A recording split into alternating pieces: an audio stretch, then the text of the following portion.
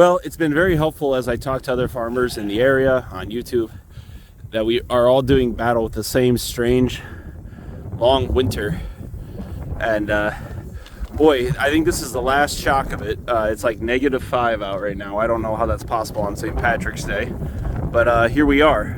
But the encouraging note is I looked at the 10-day forecast and we might see 40s, 50s in a consistent fashion soon, which means this will all melt. And then we're on to our next challenge, which is starting up the rotations in earnest to manage mud. But I will take mud and 50s over this nonsense. -5 is absurd. But the animals were all tightly grouped up in a big pile, staying warm when I pulled up. They have water. I need to bring them mineral. And I did put out a protein lick tub because this hay is just meadow hay. And so I just, as they head into the latter parts of the pregnancy, I want to make sure they have the protein they need on to grow lambs without issue or condition. So other than that, everyone's doing well. Bob's out here running solo and he's doing just fine. He just got a bite to eat. You can see I put here, let me see if I can zoom in. The wind was whipping pretty hard last night, so I took a canvas tarp and made him like a lean-to against his feeder and threw some hay in there for him, and he was doing just fine with that. So I think he's feeling sorry for himself because his pal is gone, but I think that's a necessary thing. Ow! Got it. Ow, that hurt. That new charger I got, 41 joules Cyclops, is a beast. It's shocking pretty good. But anyway, I think he's mostly feeling sorry for himself being on his own. But he'll get over it. So good advice from Greg Judy, from a couple other commenters on his, here I gotta zoom back out, on his channel, and we'll see what progress we can make. Hey Bob, you're the lone man standing out here right now with Shep getting split off you, but he's being a really good boy since I split up the two teenagers. It's been kind of eating at me. I wanted to do a little experiment about the issue of bale grazing versus rollout grazing, and I had to be gone all day, and I'm going to be gone all day tomorrow, so I just put a bale out and turned it up on its end to see, oh, let's see how this goes. I mean, holy buckets, the waste, the trampling. So I'm in the middle of pitchforking this out because this bale needs to last until Monday. And all I saw were my cows laying on it, being fat and lazy, like that guy right there, dumping on the hay and then laying on it. And what a waste. And there's a lot of good hay in here, but I think if I left this, most of this would just end up as a big dead zone in my grass. So I'll consider this an experiment failed. Because the sheep weren't getting anything because the cows were laying on it like a bunch of Jabba the Hutts. And so as soon as I started pitchforking it out, they all came, and underneath this is that bale that's been all trampled out and spread out. So bale grazing is not for me. And I know people say bale ring, but hopefully you all have seen enough of the topography of my farm and the amount of snow we have to realize I'm not moving a bale ring around with a piece of equipment. It's just not going to work. So this validates rolling out hay. I understood it to be the superior method. I wanted to see the contrasting option, and I'm sticking with rolling out hay. All right. Well, this is where the bale waste pile was, I guess you could say, and I pitchforked it out all over. I've come to the conclusion that bale grazing is more work and perhaps more waste than rolling out, or it's less work and a lot more waste, right? We don't want to waste hay. Who has money for that? But the other thing too is, again, I noticed the sheep were kind of getting dominated away from the hay by the cattle. The cattle were all curled up on top of it like like a dragon sleeping on a hoard of gold almost. And as soon as I shoot them off to start pitching it out, look at number 9 bullying that poor shorthorn steer. Poor little fella. She's the only one with horns and she knows it. But yeah, they were sitting on it, keeping the sheep away, so the sheep started scrambling for hay as soon as I started pitching it out. Isn't she pretty? Ann and I have been going back and forth about what we're going to do with her, whether we keep her back for breeding too, or if we just sell her on to someone who wants to do something. But anyway, we got to do some water. Bob here is coming into his own now that he's got all the responsibility. Don't you, Bob? And you got to put a little mineral out, and then I'm setting up fence for the next move. Because as you can see, after all this hay is eaten, this area is pretty well impacted.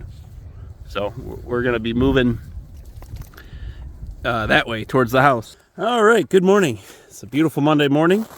It's nice that it's like 20 degrees when I get up now instead of 0. We're loving this. So you can see I took the fence down all the way around, and then I just have it right here. This is just a quick line over to a hard fence that I have back in that, splitting the fields. So we're going to move them now to the hay.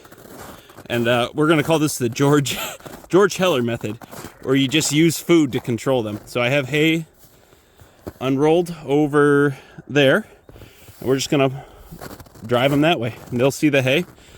And it's going to be a little bumpy, sorry. But you guys can see what it looks like. All right, here, sheep. Come on, girl. Come on. Here, sheep. So I just kind of usually start walking them down. And look, once one of them goes, they all go. Come on, 14. Come on, 14.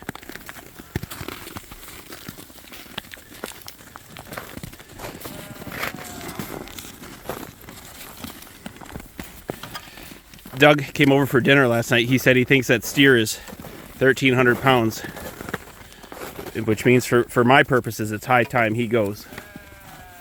So I've left one side of the new paddock open, and then I'm just going to come behind and look at him go to town on that old cedar tree, getting some needles. Come on, guys. See? They hear one of the dogs barking. Come on, boy. Go to the hay. And we'll just keep them moving nice and easy. And once they see the hay, they'll all go. Come on, 31. You might be able to hear Puppers the chicken dog barking because you hear something going on down in the field. And they'll all go to the hay. Oh, I know you want an itch, but go to the hay, bud. Look, you got trees right over there. All right, and then I'm going to put the fence up, and then we'll reconvene. Easy as that.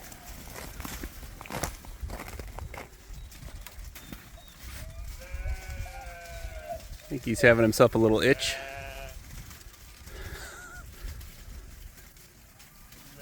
You can always tell when they've been in a field, like a space without trees, a paddock without trees. He just was like, oh yeah. He's not even eating right now. He'd rather itch than eat.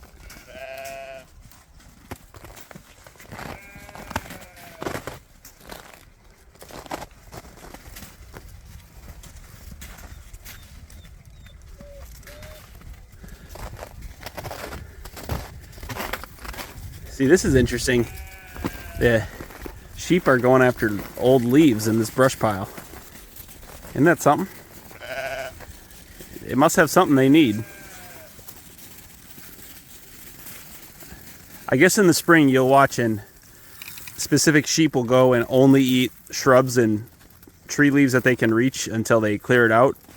I think they're probably searching for something that my mineral mix doesn't, or the hay doesn't provide, but it's kind of fascinating.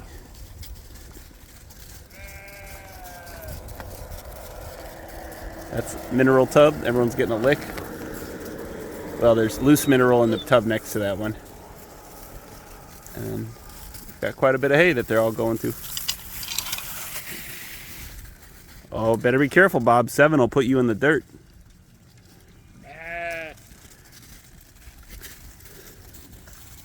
Now all the black cows are in on the act.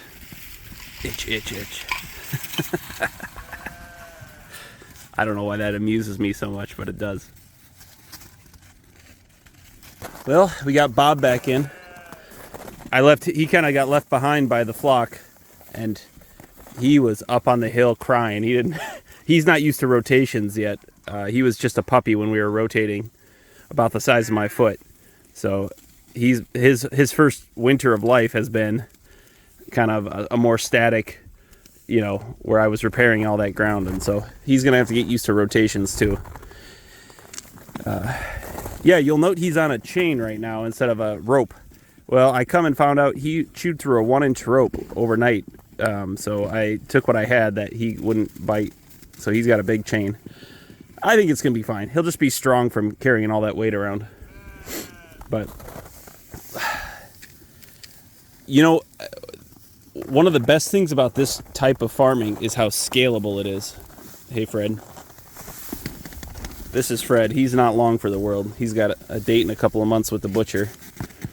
But like I was saying, Doug says he thinks he's 1,300 pounds, which is about a little bigger than I'd like for my purposes. But, when you're half Angus, it's kind of like a mystery meat. You don't know what you're going to get. And he's a little big.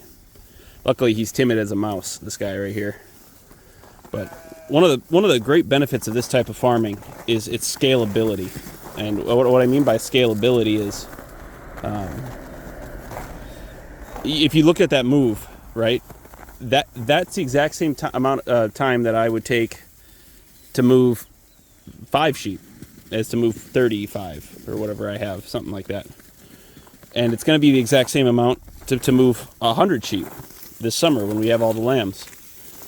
Because once you can get them pointed in the right direction, they just kind of go. So when people say this regenerative, management intensive grazing thing is too much work, I don't know. You guys just saw my chores for the day. I mean, all I have to do is move the water tank now and give them water, and we're good. I'll feed them a little more hay this afternoon, but there's not much to it. It's water, shade in the summer, mineral, grass or hay. Right, Bob? He's been so good since I got that advice to split him off of the Shep. I think she was kind of egging him on quite a bit because he's been a good boy. I looked at the report that you can get on the GPS collar, and he was barking a fair bit last night and ran the perimeter of the fence line that he was in, and keeping everybody safe, huh? Yeah.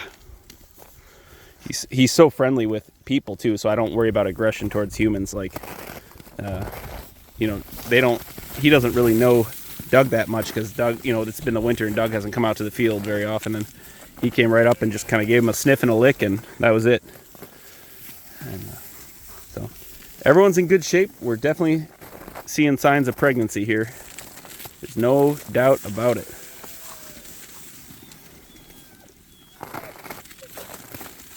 Looking forward to the true spring. We're in kind of our first fall spring where it's going to be above 30, but we're going to get rain, and we're going into that trying time of cold rain and all that nonsense. But we're on the home stretch, and that's what I'm focusing on.